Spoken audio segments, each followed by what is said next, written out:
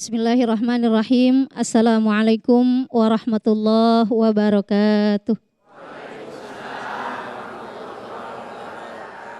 Alhamdulillah, alhamdulillahilladzi faddalana bil ilmi wal amal ala sairil alam. Wassalatu wassalamu ala sayyidina wa maulana Muhammadin khairil anam wa ala alihi wa ashabihi wa man tabi'ahu ila yaumiz ziham. Rabbi shrah li sadri wa yassir li amri wahlul 'uqdatam min lisani yafqahu qawli, amma ba'd. Yang kita muliakan guru-guru kita Al-Ustadz Zaki Mirza dan Kiai Haji Abdus Syukur mata'ahumallah fi tuli hayatihima, amin ya rabbal alamin.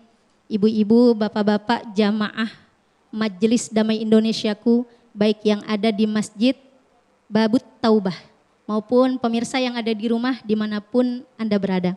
Hari ini kita belajar bersama-sama di masjid kita tercinta, hukuman orang yang berbuat zolim. Kalau kita mendengar kalimat zolim, kata zolim, kita teringat dengan kisah yang masyhur, Qabil dan Habil.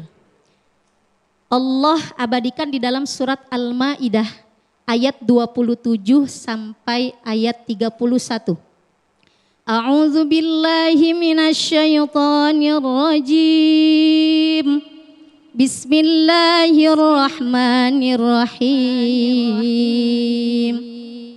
Watlu 'alaihim naba'a bani Adam bil haqq idh qarraba qurbanan fatuqabbala min ahadihima walam yutaqabbal minal akhar qala la aqtulannaka qala innama yataqabbalullah minal muttaqin.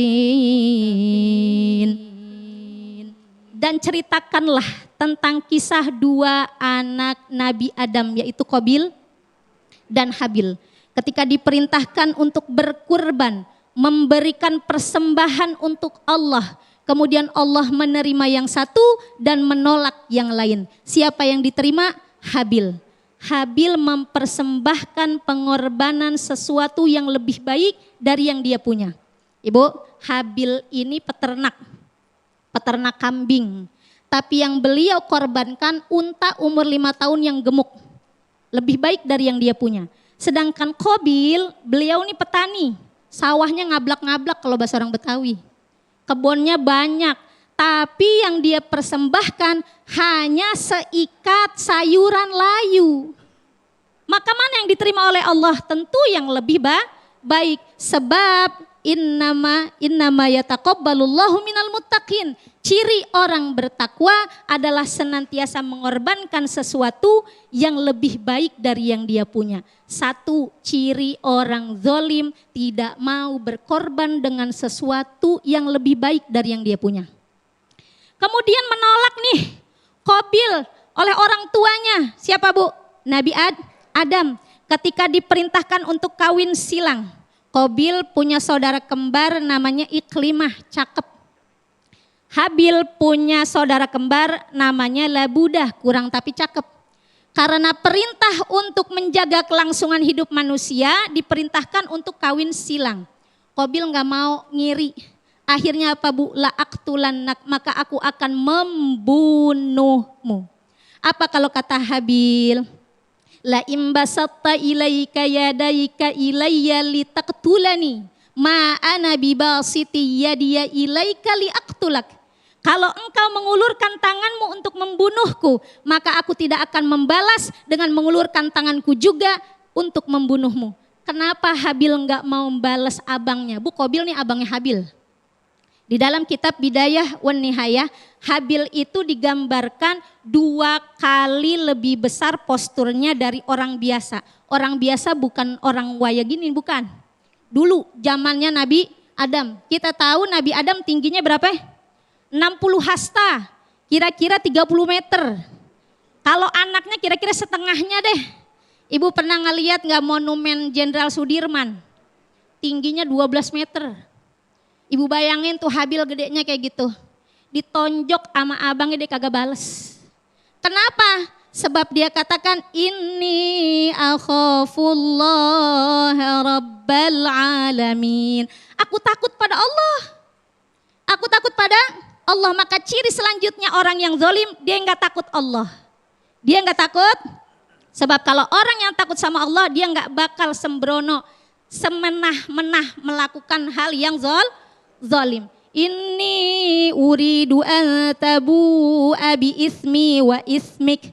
Aku ingin engkau nanti seandainya kembali pada Allah, engkau akan membawa dosamu karena membunuhku dan membawa dosamu juga sendiri. Bu, fatakuna min ashabin nar, dan engkau menjadi penghuni neraka, wazalika jazaa'uz zalimin, dan begitulah ganjaran orang-orang yang zalim. Naudzubillah. Bu, setelah itu apa? Fatawwa'at lahu nafsu qatla akhi. Kemudian dia menganggap membunuh adiknya itu gampang. Ciri selanjutnya orang zalim, menganggap gampang berbuat zalim, menganggap enteng berbuat zalim. Dia enggak mikir panjang bahwanya setelah pekerjaan dia itu akan timbul mafsadah, akan timbul kerusakan. Faqatala akhi. Kemudian beneran tuh dia bunuh adeknya. Dia nggak sadar tuh adek emang dia boleh hidup bareng-bareng sama adeknya. Dia bisa jadi waktu kecil main bareng-bareng. Pas udah gede dia pada berantem main bunuhan. Fa'asbaha minal khosirin. Maka jadilah dia orang yang merugi. Karena setelah dia membunuh dia bingung nih mayat adeknya mau diapain. Dia bopong-bopong tuh mayat adeknya. Digendong-gendong, muter-muter. Tapi itulah Allah, meskipun kepada hambanya yang zalim, tetap dikasih taufik hidayah. Faba'athallahu ghuraban yabhatsu fil ard liyuriyahu kaifa yuwari sau'ata akhi. Allah kirim 2 burung gagak yang saling berantem di udara. Kemudian satunya mengalahkan yang satunya, jatuh ke bumi, dia gali-gali tuh lubang buat nguburin burung yang satunya lagi. Si Qabil ngelihat fenomena itu, dia ambil, ya aduhai. Qala ya wailata, a'ajaztu an akuna misla hadzal ghurab. Kenapa aku enggak kayak di ini aja tuh?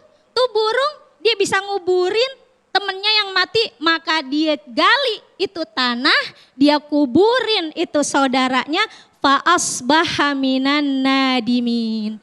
Maka efek selanjutnya orang yang berbuat zalim tidak lain tidak bukan adalah penyesalan yang tiada habisnya. Mudah-mudahan bermanfaat. Wassalamualaikum warahmatullahi wabarakatuh. Waalaikumsalam warahmatullahi wabarakatuh. Terima kasih Ustazah Romaita yang telah memberikan sebuah kisah ataupun sirah dari sebuah peristiwa yang dituliskan di dalam Al-Quran, yaitu kisah Habil dan Qabil.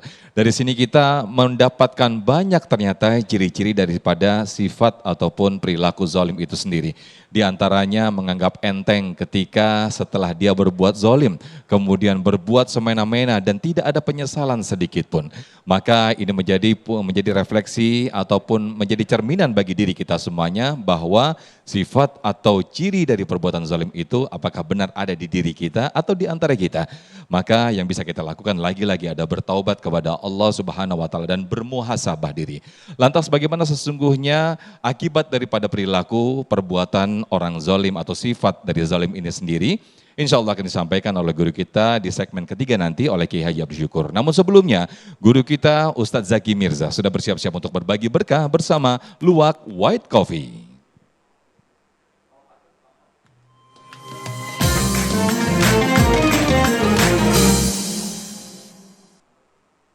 Bismillahirrahmanirrahim. Assalamualaikum warahmatullahi wabarakatuh. Pemirsa, terutama jamaah yang hadir, kali ini insya Allah saya akan berbagi berkah tentunya bersama Luwak White Coffee. Jamaah yang beruntung dan bisa menjawab pertanyaan dari saya, insya Allah ada titipan rezeki. Nilainya berapa? 1 juta rupiah. Ada yang mau? Boleh angkat tangannya? Ya ragu-ragu padahal mau semua ya. Dan insya Allah hadiah 1 juta ini dipersembahkan oleh Luwak White Coffee. Tapi seperti biasa, jangan lupa harus dipotong apa? Dipotong pajak. Yang bisa menjawab pertanyaan saya, nanti silakan angkat tangan. Saya akan nunjuk dan silakan maju ke depan, akan dijawab di hadapan para jamaah semua. Baik, pertanyaannya, sebutkan salah satu ciri-ciri orang yang zalim. Baik, ada yang bisa jawab? Oke, wah kayaknya yang muda-muda aja nih ya. Baik, Neng kita alhamdulillah siap. Boleh kita maju ke depan. Silahkan dijawab pertanyaannya. Sekali lagi, sebutkan salah satu ciri-ciri orang zalim. Silahkan. Baik, terima kasih. Izin Pak Ustadz, Ya. perkenalkan nama saya Alvira, berasal dari Jakarta. Alvira ya? Oke. Jawabannya angkuh dan tidak merasa bersalah. Ciri-ciri orang zalim itu angkuh dan tidak merasa bersalah. Betul nggak Bu? Ini ibu-ibu belum pada makan kayaknya nih. Betul nggak Bu? Alhamdulillah, selamat Alvira mendapatkan 1 juta rupiah dari Luwak White Coffee. Tapi jangan lupa dipotong pajak. Selamat. Nah ini sekedar simbolisnya, mohon diterima. Mudah-mudahan hadiahnya bermanfaat untuk kita semua. Amin ya robbal alamin. Jangan lupa terus bersama Luwak White Coffee.